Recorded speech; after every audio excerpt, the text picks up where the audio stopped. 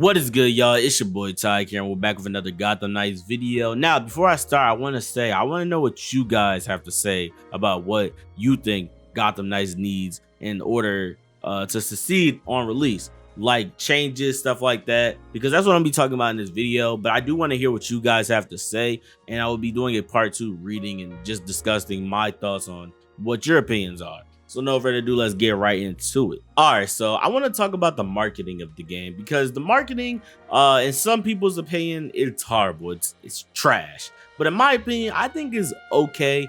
Besides that gear that we had to wait from the reveal trailer and first 15-minute gameplay we got to the second trailer, that was horrible.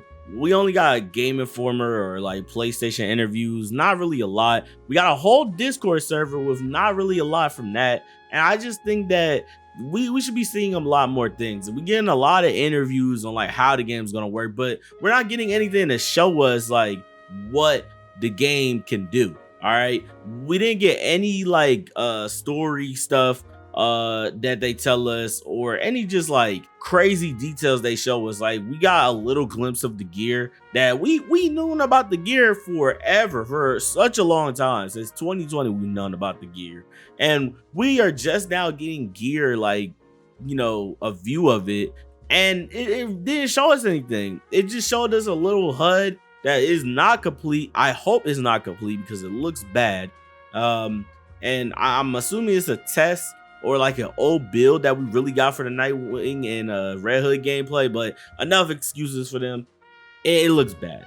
All right, but the marketing could really improve. I would like to see more of the story things, maybe see more of the villains that we're going to be facing in this game, because as of right now we only know about what the Court of Owls, which is pretty vague. We know about Mr. Freeze and the Penguin, and we're not even sure if the Penguin is a villain per se, or, well, he's a villain but not someone we're going to be facing. He's more of like an informant. If you look at the second trailer we got in with the Court of Owls, he's really just giving us information, so we don't even know if we're going to be going up against him. I would like to see more of the villains we're going to be fighting. I would like to see a lot more things, you know, showing us how the game's gonna play, and just like stuff like maybe we could see some in-game stuff. If there's gonna be in-game stuff, hopefully there's in-game stuff. Please bring in-game stuff, because I want to be able to play this game after, and just do some stuff after, you know, I finish the story too. It doesn't have to be anything too crazy. Like, I don't need a raid or anything.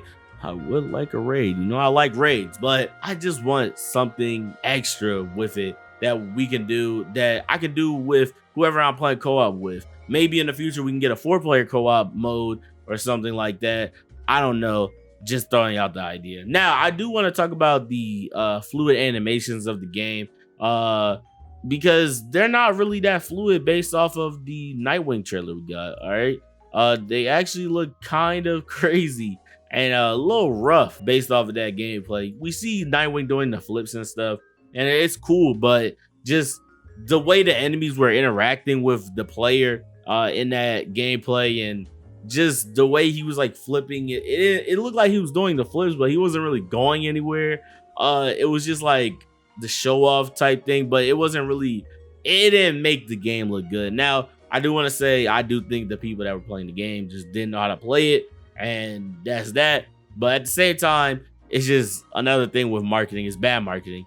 Please get somebody, next gameplay, get somebody that actually knows how to play the game, because if you really pay attention to the Batgirl gameplay and the Nightwing gameplay, it's not that different. It's just that you could tell one person knew how to play the game and then the other person didn't really, and it just made it look worse than what it actually was.